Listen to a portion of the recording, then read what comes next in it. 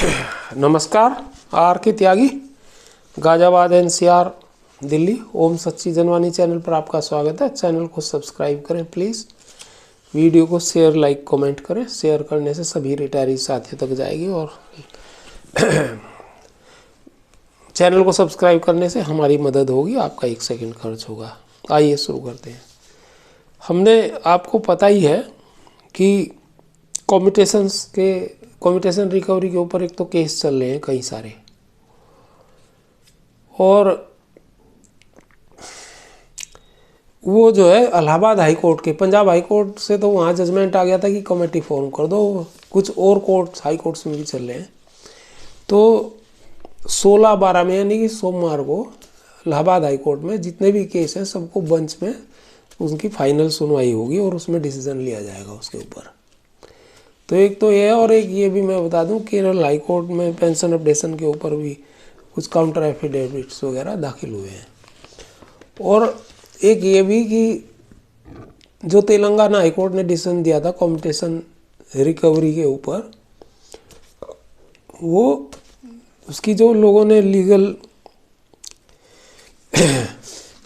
Opinions ली हैं, पता क्या एडवोकेट्स हैं, उन्होंने बताया कि वो तमाम इंडिया में एसबीआई ग्रुप पे सारे पे ही लागू होगा। एसबीआई के जितने भी एम्प्लॉयज़ हैं, रिटायरीज हैं, क्योंकि उसमें उन्होंने कहा था ना हर आदमी को केस लगाने की आवश्यकता नहीं है। तो ये सब पे लागू, चूँकि बैंक ये कह रहा था कि भाई सब पे लागू नहीं होना चाहिए, पेटिशनर्स पे ही लागू होना। तो ये एक बड़ा फैसला था। तो ये अगर ये लागू हो जाए तो इससे आगे बल मिलेगा सभी रिटायरी साथियों को। दूसरा, एडिशनल पेंशन का हमने ग्रुप फॉर्म करा है। 630 से ज़्यादा लोग उसमें आ गए हैं। एडिशनल पेंशन वही 80 साल के ऊपर 20%, 85 के ऊपर 30% और 100 ऑन, और ये 65%, ये तो हो गया है वहाँ सेंट्रल गवर्नमेंट में। और 65% साल के ऊपर 5%, 70 के साल के ऊपर 10%, ये ज़्यादा प्रपोज्ड है। तो ये चीज़ें हैं, उसमें हमने ग्रुप फॉर्म किया है। और हमारे लीगल एडवाइज़र्स जो हैं, लीगल पर्सन है, मैडम माया सिन्हा है, सीनियर एडवोकेट हैं, प्रोफेशनल हाई कोर्ट की एडवोकेट हैं। और उन्होंने ये कहा था सभी को कि भाई मुझे सब मेल भेज दें कि भाई हम सोसाइटी फॉर्म करने के लिए एग्री हैं। तो एक तो मेल बहुत कम आए हैं, ना के बराबर यही आए हैं, उन्होंने मुझे कहा। तो एक तो सभी लोग उसमें मेल भेजें, 630 के प्लस लोग हैं, सब मेल भेजें उन्हें। और जिसको नहीं उसमें शामिल होना, चूँकि उसको पता ही ग्रुप का यही उद्देश्य है ये, और कम्यूटेशन का एक केस हमने लगाने की बात बाद में कही थी उसके ऊपर भी। और उसमें हमने लेटर भी बना करके ग्रुप में डाले हैं और लोगों को भी बताया कि इस तरह से अपने एमडी सीईओ को लेटर लिखें, बैंक में एमडी सीईओ को लिखें, और डिफेंस वो फाइनेंशियल सेक्रेटरी डीएफएस को लिखें। रजिस्टर्ड पोस्ट से लिखने हैं ये। और मैं तो कहता हूँ एचआरडी जनरल मैनेजर को भी लिख दें।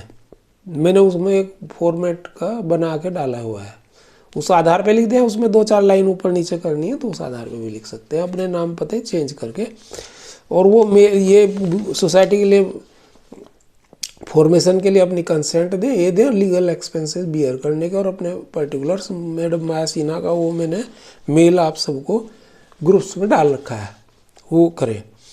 और साथियों, अगर किसी को नहीं इसमें इंटरेस्ट है तो ग्रुप में वो कोई फ़ायदा नहीं रहने का, ग्रुप छोड़ छाड़ दें, कोई उसमें ऐसी दिक्कत नहीं। हमारे पास बहुत मेंबर्स हैं और हम तो चाह नहीं रहे, वरना पता नहीं कितने मेंबर उसमें आने को तैयार हैं। हम आगे बढ़ा नहीं रहे मामले को, चूँकि बहुत हो चुके हैं। कंट्रोल करना भी दिक्कत का विषय हो जाता है। तो ये चीज़ हमने आपसे निवेदन करी है, तो इसे ज़रूर आप कर दें। तीसरी बात एक और मैं बता देना चाहता हूँ कि लोग बाग जो हैं अनर्गल प्रलाप, अनर्गल बातें लिखने के लिए ग्रुप ज्वाइन ना करें, और वो कर लेते हैं, ये गलत बात है। तो मैं ये तो एडिशनल पेंशन और कम्यूटेशन के विषय में बातचीत हुई। अच्छा, एक और बता दूं कि राहुल गांधी जो हैं एलओपी, श्री राहुल गांधी एलओपी हैं लोकसभा में, उनसे कुछ आईबोक के लीडर्स मिलने गए। 5-7 लोग थे, वो महिलाएं भी थी 2, और प्रेसिडेंट थे उनके, कुछ और थे। उन्होंने बातें रखी जी अपनी बैंकर्स की प्रॉब्लम, बैंकिंग इंडस्ट्री की प्रॉब्लम। लेकिन मुझे बड़ा देख करके और सुन करके उनकी बात को बड़ा ताज्जुब हुआ। नंबर 1 बात तो ये है कि भाई आप जो मुद्दे उठा रहे हैं वो क्या सही रूप से जो हमारे वर्किंग क्लास के साथी हैं उनके हैं वो सही रूप से? एक मैडम ने ज़रूर ट्रांसफ़र का विषय उठाया, लेकिन बैंक में तो सैलरी भी कम है अदर से, और आप लोगों ने ये नहीं होने दिया कि जो है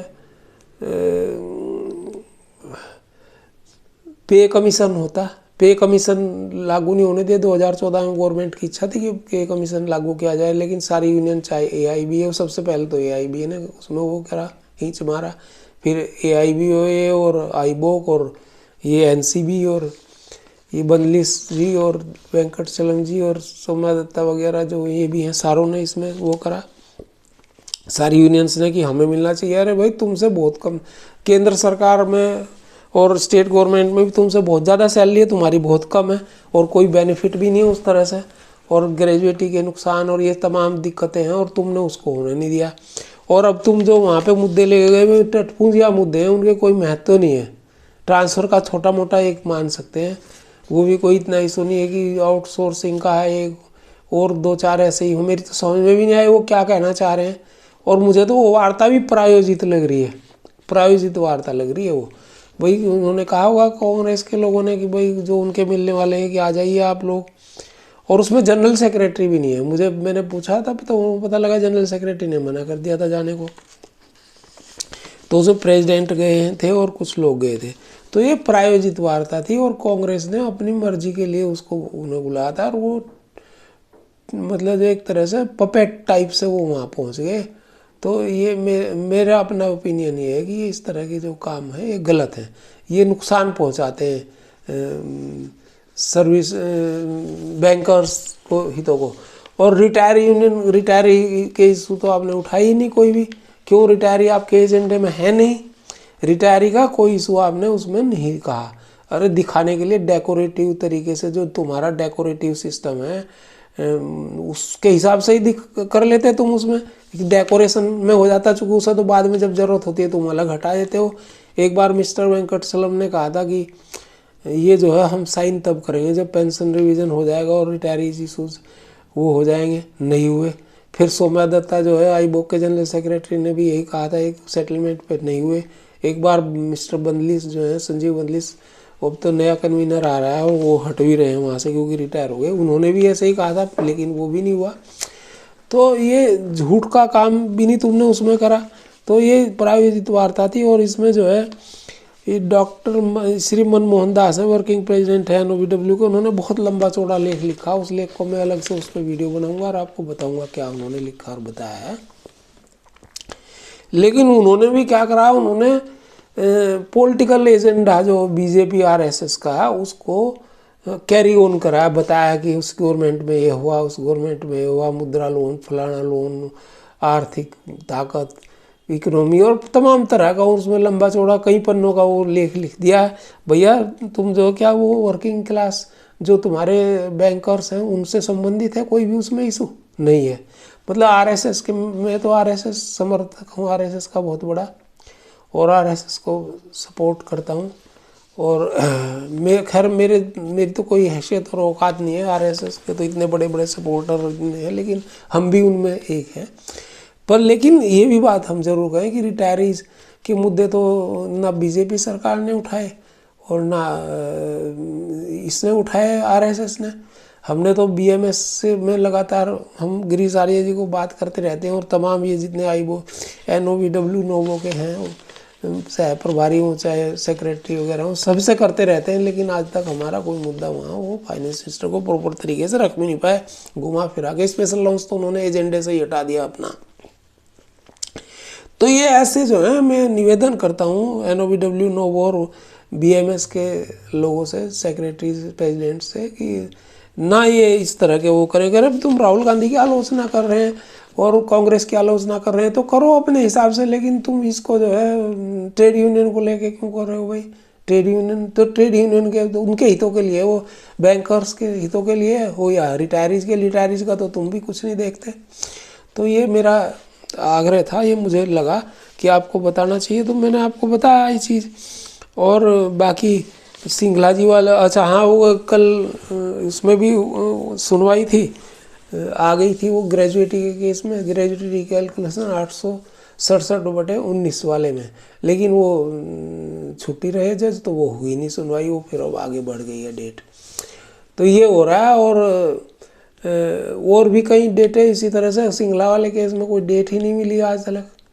हमने सेवाराम जी से और दूसरे साथियों से कहा था कि भाई एक बार इंटरवेंशन एप्लीकेशन में डालो कि भाई ये बढ़ाई जाए, बहुत आगे बढ़ गई, 1 साल हो गया इसको, पिछली जनवरी में सुनवाई हुई थी और अब कोई हो नहीं रही, तो इसके कुछ करिए आप।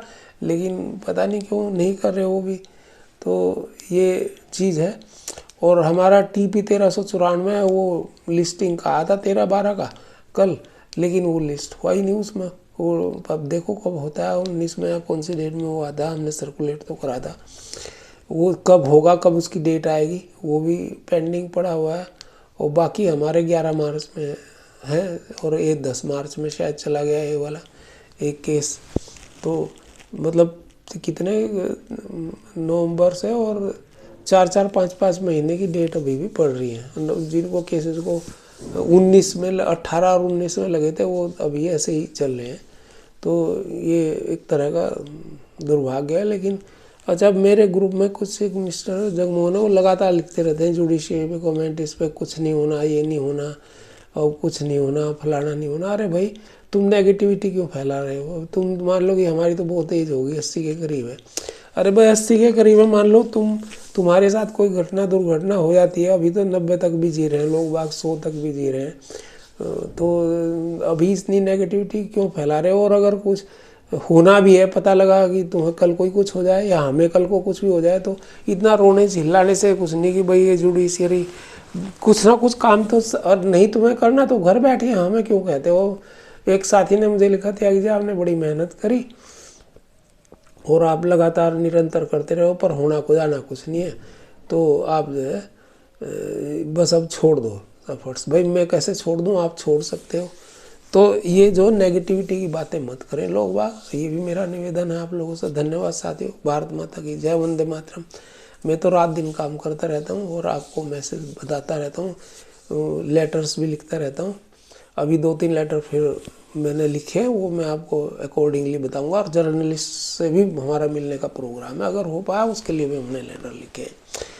तो धन्यवाद साथियों। और निवेदन है कि मेरा मोबाइल नंबर आपके पास है 8588898205, 8588898205।